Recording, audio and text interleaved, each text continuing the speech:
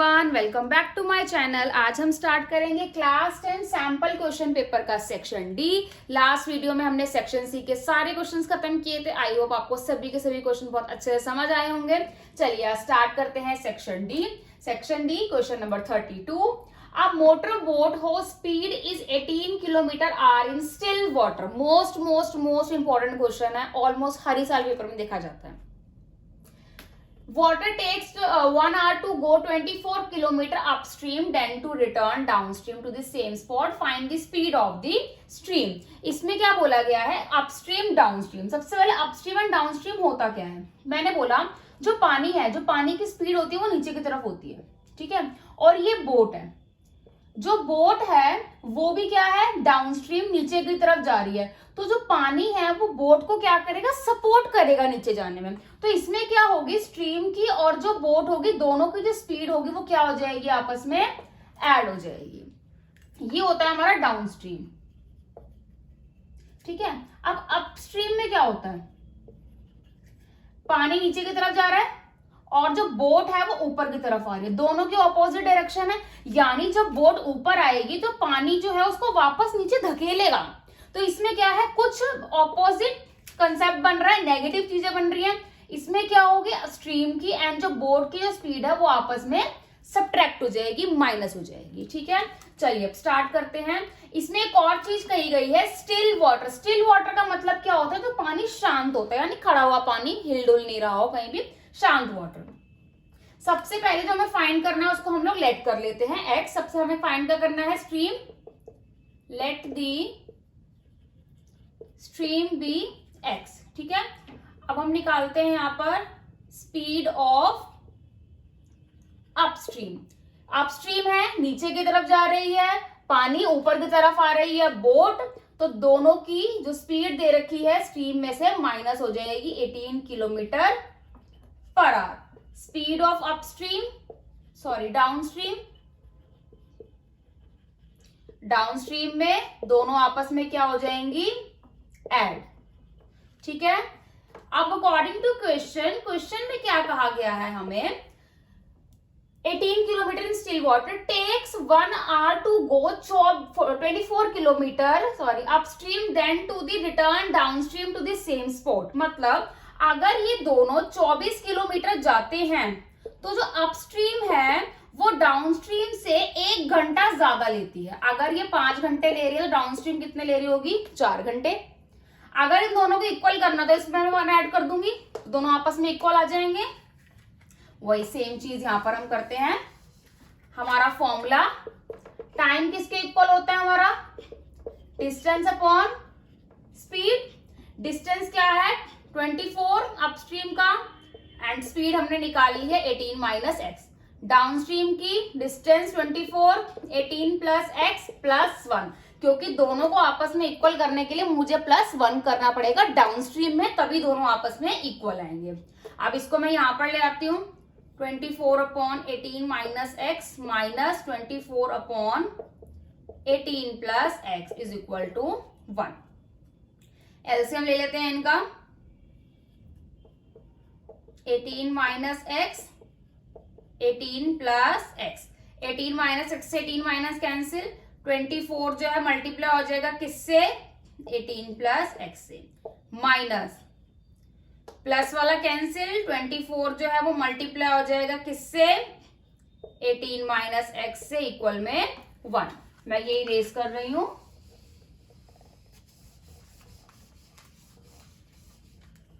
ठीक है। Bracket open कर देते हैं, ब्रैकेट नहीं, यहां देखिए इन दोनों इक्वेशन में क्या कॉमन आ रहा है, 24 कॉमन आ रहा है। मैं 24 को कॉमन ले लेती हूँ, अंदर क्या बचेगा, 18 + x minus 18 minus plus x upon, ये देखिए ये फॉर्मूला बन रहा है a - b, a + b किसके इक्वल होगा, a² - b² के। तो मैं यहां पर लिख सकती हूँ a² - b² इक्वल में 1। 18 से 18 कैंसिल हो गया, ये क्या आ जाएगा, 24 × 2x। 18 का स्क्वायर क्या होगा, 18 × 18 64, 6 and 8 6 14, 8 1।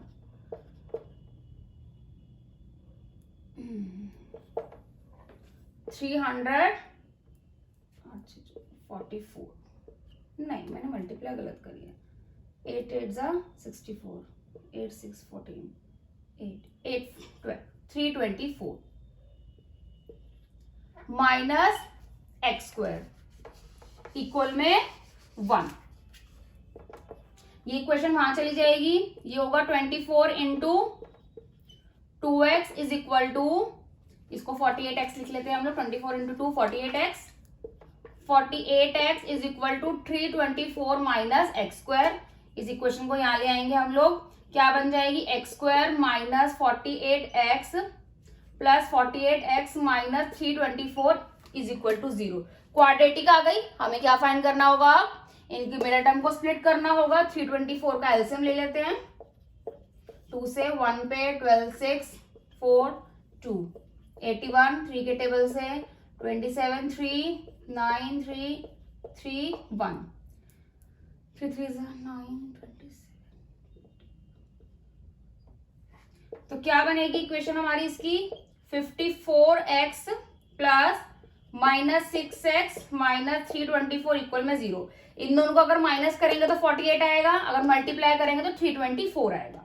इसमें से क्या कॉमन आ जाएगा, x प्लस 54 माइनस 6 कॉमन आ जाएगा, x plus 54, x minus 6 x plus 54, x की वैल्यू 1 आ गई 6 और x की वैल्यू 1 आ गई माइनस 54। स्पीड अभी कभी भी हमारी किस में नहीं हो सकती, माइनस में नहीं हो सकती, तो माइनस 54 हो जाएगा रिजेक्ट, एंड हमारी स्ट्रीम की स्पीड क्या आ जाएगी, 6 किलोमीटर पर आवर।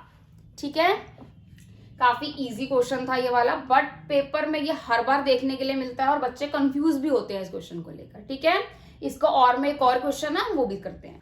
32 का और वाला सेकंड पार्ट स्टार्ट करते हैं।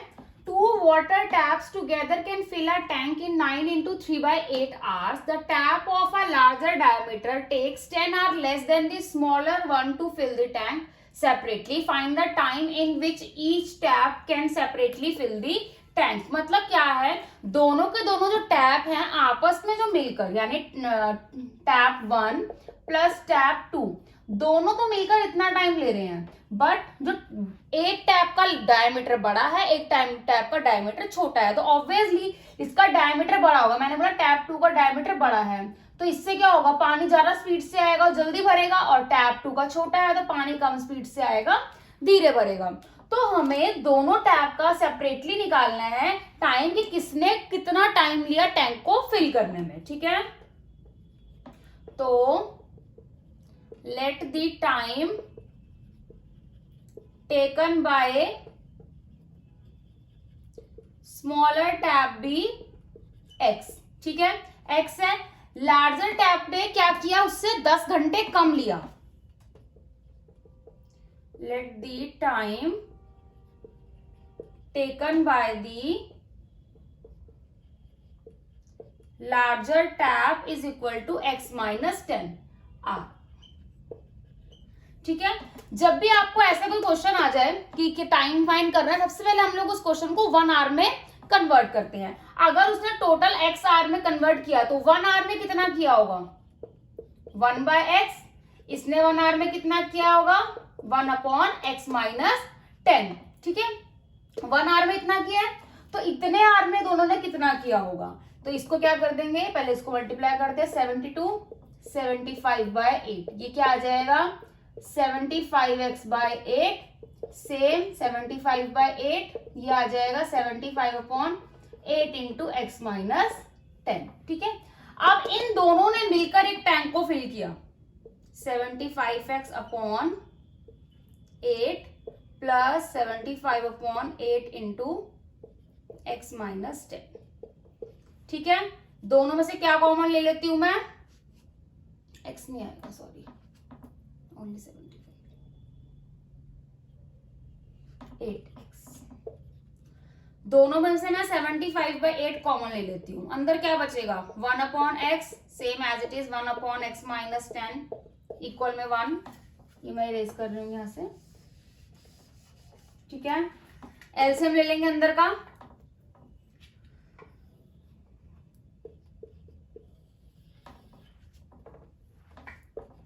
75/8 एलसीएम क्या आएगा, x into x minus 10, x से x कैंसिल तो ऊपर क्या आ जाएगा, x minus 10 plus x minus 10 से x माइनस 10 कैंसिल, ऊपर क्या आ जाएगा, x इक्वल में 1। 75/8 ये क्या हो जाएगा मेरा 2x minus 10 upon x square minus 10x is equal to 1। इस पूरी इक्वेशन को 75 से मल्टीप्लाई कर देंगे तो क्या आ जाएगा ये मेरा 150x माइनस 750 अपॉन ये क्या हो जाएगा मेरा 8x square minus 80x is equal to 1। ये क्वेश्चन वहां चली जाएगी। 150x minus 750 is equal to 8x square minus 80x। यहाँ पर ले आते हैं क्वाड्रेटिक बनाने के लिए, या वहां ले जाते हैं किसी को भी 8x स्क्वायर। मैं इसको वहां इसलिए लेके दे रही हूँ क्योंकि x स्क्वायर जो है वो क्या रहेगा, फिर पॉजिटिव रहेगा। माइनस 150x, ये माइनस है यहाँ जाके प्लस, इक्वल में 0। 8x square minus minus plus, minus 230x plus 750। Quadratic आ गई हमारे पास। अब मिडिल टर्म स्प्लिट करनी पड़ेगी। 750 को मैं 8 से मल्टीप्लाई करूंगी तो मेरा क्या आएगा 0, 8 5 40, 56, 60, 6000 आ जाएगा। तो यानी अगर हम इसको ऐसे स्प्लिट करना है, मल्टीप्लाई करें तो 6000 आए एंड प्लस करें तो क्या आए 230 आए। 8x स्क्वायर एलसीएम ले लेते हैं 6000 का, 2 से 3000, 2 से 1500, 3 से 500, 5 से 100, अगेन 2 से 50, 5 से 10, 2 से 5, 5 1। अब इसको करते हैं हम लोग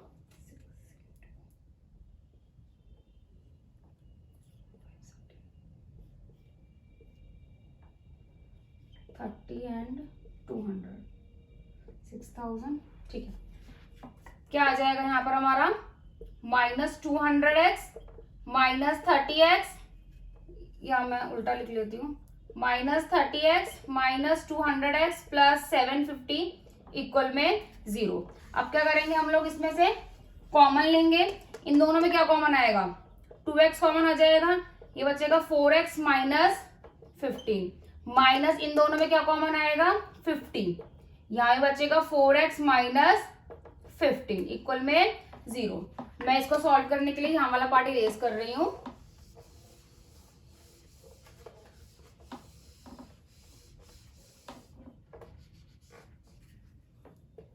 फोर एक्स माइनस 15 और क्या है हमारा यहाँ पर, ये 2x था सॉरी, और 2x माइनस 15, तो 4x is equal to 15, x is equal to 15/4। एक x आ गया मेरा 15/4, 2x इज इक्वल टू 50 और x आ गया मेरा क्या 50/2 25। तो यानी जो स्मॉलर टैप का था वो हमारे पास दो वैल्यूज आ चुकी हैं, एंड जो लार्जर टैप की थी वो क्या थी x माइनस 10। तो x की वैल्यू रख देंगे यहाँ पर 15/4 माइनस 10, एलसीएम लेंगे 4 का, 15 माइनस 40 माइनस 25/4 जो कि रिजेक्टेड है।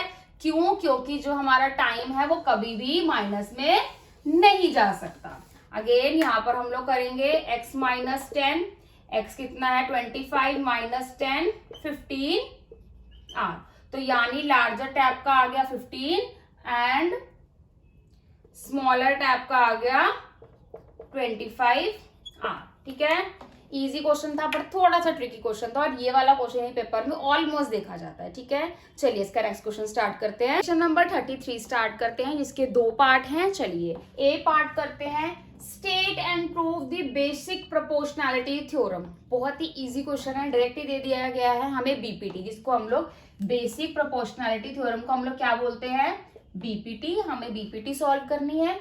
मैंने बीपीटी के लिए आपके लिए क्या स्टेटमेंट लिखी हुई है, if a line is drawn to a parallel to one side of a triangle to intersect the other two sides are divided in the same ratio. ये एक ट्राइंगल है, ये ट्राइंगल क्या है, ये जो लाइन है ट्राइंगल में डीई, ये क्या कर रही है, इन दोनों लाइन को क्या कर रही है इंटरसेक्ट कर रही है। ये दो पैरेलल लाइंस हैं डीई एंड BC। और ये दोनों जो पॉइंट है D और E, ये क्या कर रहे हैं, AB और AC को क्या कर रहे हैं, इंटरसेक्ट D एंड E पर। हमें क्या प्रूव करना है कि ये जो दोनों साइड्स हैं ये आपस में जो इनकी रेशो है वो इक्वल है। तो हमें क्या प्रूव करना है, AD upon DB equal AE upon EC। ये हमें क्या करना है, प्रूफ करना है। प्रूफ करने से पहले हम लोग कुछ कंस्ट्रक्शन कर लेते हैं। मैंने यहां से एक परपेंडिकुलर ड्रॉ कर दिया, D से M एंड E से N and BE and DC को ज्वाइन कर दिया। तो इसको मैं यहां पर लिख देती हूं, कंस्ट्रक्शन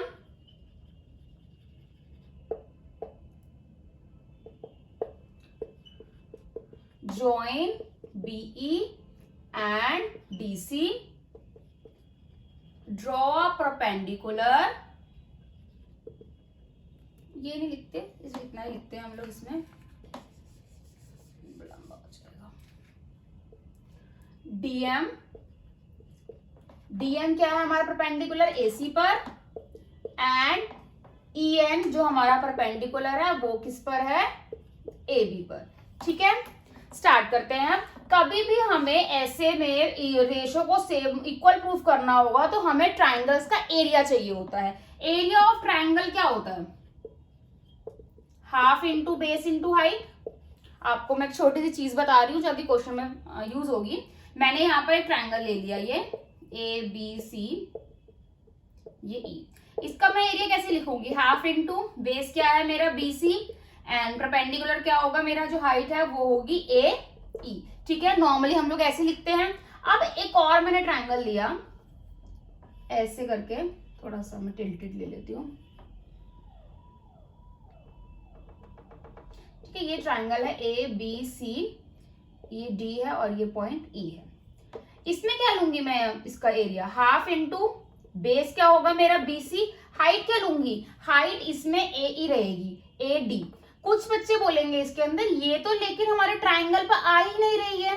तो इसमें क्या होता है, जो बेस है वो ट्राइंगल का ही लिया जाएगा, जितने एरिया पे ट्राइंगल बना हुआ है बेस जो है BC ही लिया जाएगा, बट जो हाइट है वो ये रहेगी। क्यों, क्योंकि ये जो बेस है BC इसी को ही आगे एक्सटेंड किया गया है, जो हाइट है वो इसी की यही है। ठीक है, ये मैंने इसलिए बताया, हम आगे क्वेश्चन में इसको यूज करने वाले हैं।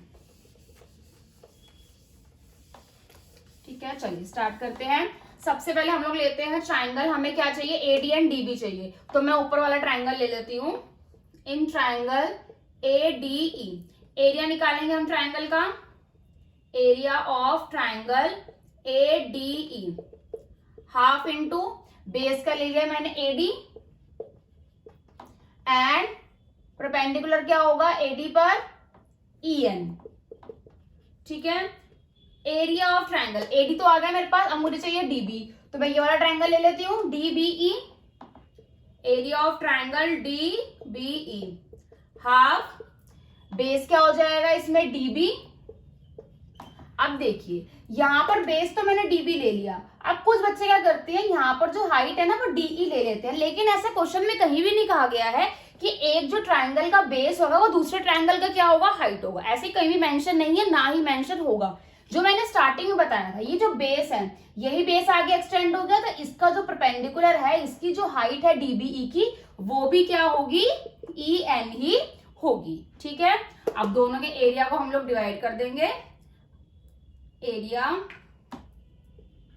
Of triangle ADE upon area of triangle DBE half into AD into EN half into DB into EN। Half से हाफ कैंसिल, EN से EN कैंसिल, तो इन दोनों का जो एरिया है ADE upon area of DBE किसके इक्वल आ जाएगा, AD upon DB के। ठीक है, लेफ्ट हैंड साइड तो मिल गई हमें, सेम एज हम लोग यहाँ पर राइट हैंड साइड भी निकालेंगे।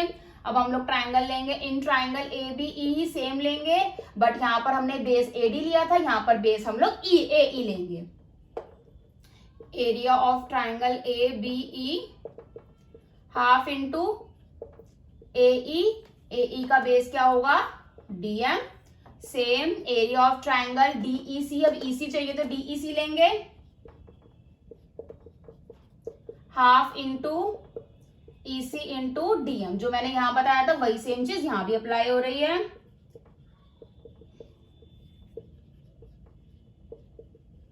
डिवाइड कर देंगे, half into AE into DM, half into EC into DM। Half से हाफ कैंसिल, DM से DM कैंसिल, तो area of ABE and area of DEC किसके इक्वल आ गया? AE अपॉन EC के। ये क्वेश्चन नंबर 1 थी, ये क्वेश्चन नंबर 2। अब क्या आ गया, ये दोनों left hand side right hand side तो आ गए हमारे पास, बट उसने कहा है कि ये एरिया इसके इक्वल है, ये एरिया इसके इक्वल है। अब हमें क्या करना है, ADE ADE ADE, यहाँ पर सॉरी मैंने गलत ले लिया, ABE ADE आएगा यहाँ पर, ADE ADE तो आपस में इक्वल है, लेकिन यहाँ DBE है, यहाँ DEC है, ये दोनों नहीं, क्योंकि ये दोनों तो सेम है, ये दोनों सेम नहीं। अब हमें इन दोनों को सेम बनाना है, सेम बनाना नहीं, दोनों आपस में इक्वल है एक्चुअली। कैसे? हमने 9th क्लास में एक थ्योरम पढ़ी थी, जो triangles between two parallel lines and on the same base are equal. अब ये देखिए, DBE ये रहा, ठीक है, DEC ये रहा, दोनों तो पैरेलल लाइन के बीच में है। पैरेलल लाइन कौन सी है? DE and BC। Same base कौन सा है? DE। तो ये दोनों आपस में जो ट्राइंगल है ये क्या है? आपस में इक्वल। तो मैं यहां पर लिखूंगी ट्राइंगल DBE इक्वल है ट्राइंगल DEC के।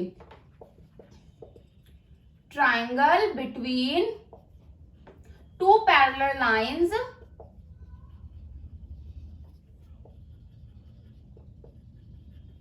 and on the same base is equal। तो यानी जो AD है, ADE है, वो इक्वल होगा DBE या DEC, कुछ भी लिख सकते हो। अगर ये दोनों आपस में इक्वल हैं तो ऑब्वियसली ये दोनों भी आपस में क्या होंगे? इक्वल। तो यानी हमारी जो इस साइड्स हैं वो सेम रेशियो में डिवाइड होंगी। तो हम लोग यहाँ पर लिख सकते हैं AD upon DB is equal to AE upon EC, hence proved. ठीक है, हमें यही प्रूव करना था। काफी इजी था, डायरेक्ट क्वेश्चन था, सीधे ही थ्योरम पूछ लिया। ऐसे क्वेश्चन पेपर में आ जाते हैं। बीपीटी थ्योरम तो बहुत ही इंपॉर्टेंट है, सीधी बीपीटी नहीं, क्वेश्चंस में भी बहुत ज्यादा बीपीटी यूज होती है। इस क्वेश्चन का एक और पार्ट है, वो भी करते हैं हम लोग। 33 का बी पार्ट स्टार्ट करते हैं। In the given figure CEF and FCE equal है, यानी CEF ये वाला एंगल एंड CFE ये वाला एंगल, ये एंगल क्या है? आपस में इक्वल है। जब भी किसी भी ट्राइंगल के दो एंगल आपस में इक्वल होते हैं तो जो उनकी साइड्स होती हैं वो आपस में क्या होती हैं? इक्वल। तो मैं यहां पर सबसे पहले लिख देती हूं, CE जो है वो किसके इक्वल है? CF के। अब आगे क्वेश्चन में क्या बोला है? F क्या है? मिड पॉइंट है DC का। F जो है DC का मिड पॉइंट है। अगर ये इसके इक्वल होगा तो ये दोनों भी आपस में क्या होंगे? इक्वल होंगे। तो जो FC होगा यानी CF होगा वो किसके होगा? DF के या FD के इक्वल है। ठीक है, ये हमने लिख दिया। अब क्वेश्चन में प्रूव करना है AB upon BD and AE upon FD।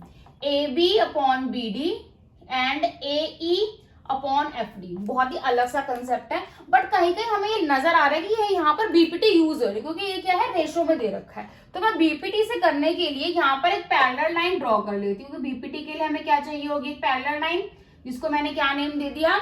DG। तो मैं यहाँ पर लिख लूंगी कंस्ट्रक्शन में DG जो है किसके पैरेलल होगा? BE के। ठीक है, अब मैं यहाँ पर बीपीटी यूज करती हूँ। बीपीटी के लिए क्या होगा? AD upon DB is equal to उस साइड क्या होगा? AG upon GE। लेकिन यहाँ पर हमें कुछ भी नहीं मिला बीपीटी यूज करने से। हमें क्या चाहिए? AB upon BD। तो मैं यहाँ पर क्या यूज करूंगी? Corollary of BPT. मतलब अगर मैं ओरिजिनल बीपीटी में कुछ भी मॉडिफिकेशन करती हूं तो वो क्या होती है? हमारी करोलरी ऑफ बीपीटी। तो मैं यहां पर दोनों साइड 1 1 ऐड कर दूंगी। ठीक है, तो यहां पर मैं एलसीएम लेती हूं DB, तो ये क्या हो जाएगा? DB प्लस AD इक्वल में GE, ये क्या हो जाएगा मेरा AG plus GE। DB plus AD, DB plus AD किसके इक्वल होगा मेरा? AB के, AB upon DB। AG plus GE, AG plus GE किसके इक्वल होगा मेरा? AE के upon GE। Left hand side तो हमारे पास आ गई AD अपॉन DB या BD। अब क्या चाहिए हमें? AE भी आ गया, हमें क्या चाहिए? FD चाहिए। GE की जगह क्या चाहिए? FD। अब क्या करती हूँ मैं आपको एक अलग से ट्रायंगल लेके बताती हूँ, ये वाला ये वाला ट्रायंगल, ठीक है। मैंने यहां पर ये वाला ट्रायंगल ड्रॉ कर लिया। क्या है? DC, ये मेरा मिड पॉइंट है F, और यहां से ये पॉइंट है E, और ये G, ठीक है। ये ट्रायंगल है हमारे पास। जब भी किसी भी ट्रायंगल में जो दो लाइंस है वो पैरेलल होती हैं, दो ट्रायंगल, एक ट्रायंगल है ये जो DE है वो हमारा क्या है? FE के पैरेलल है। और क्या है? जो पॉइंट है F क्या है? DC का मिड पॉइंट है। Bye mid point converse theorem हमने क्या करा था? हमने एक छोटी क्लास में, 9th क्लास में मिड पॉइंट कन्वर्स थ्योरम पढ़ी थी। इसमें क्या था? अगर किसी भी ट्रायंगल की दो साइड्स जो साइड्स हैं वो आपस में पैरेलल हैं और वो मिड पॉइंट पर कट कर रही है, तो वो दूसरी साइड को भी मिड पॉइंट पर कट करेगी। तो यानी जो GE है वो मेरा पैरेलल होगा CE के, क्योंकि F जो है इसमें इसका मिड पॉइंट है, इसके अकॉर्डिंग जो E है वो भी GC का मिड पॉइंट होगा, और GE आपस में किसके इक्वल होंगे? CE के। तो मैं यहां पर लिख देती हूं जो CE है वो GE के इक्वल होगा। CE ये रहा, तो CE क्या होगा? GE के इक्वल है। अगर CE GE के इक्वल है तो CE FD के इक्वल भी होगा। तो मैं यहां पर GE की जगह क्या कर सकती हूँ? रिप्लेस करके FD लिख सकती हूँ। AB upon DB is equal to AE upon FD by mid point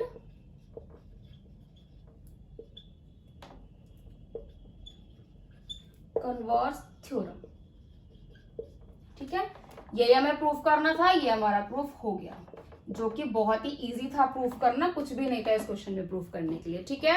आज क्वेश्चन खत्म, आज की वीडियो यहीं खत्म करते हैं। अगर आपको मेरी वीडियो पसंद आई तो मेरी वीडियो को लाइक शेयर कमेंट करना ना भूलें, और मेरे आने वाली वीडियोस के लिए मेरे चैनल को सब्सक्राइब जरूर करें एंड बेल आइकन जरूर दबाएं, ताकि मेरी वीडियो की सबसे पहले नोटिफिकेशन आपको आए। थैंक यू, मिलते हैं नेक्स्ट वीडियो में इसी सेक्शन के नेक्स्ट क्वेश्चन के साथ।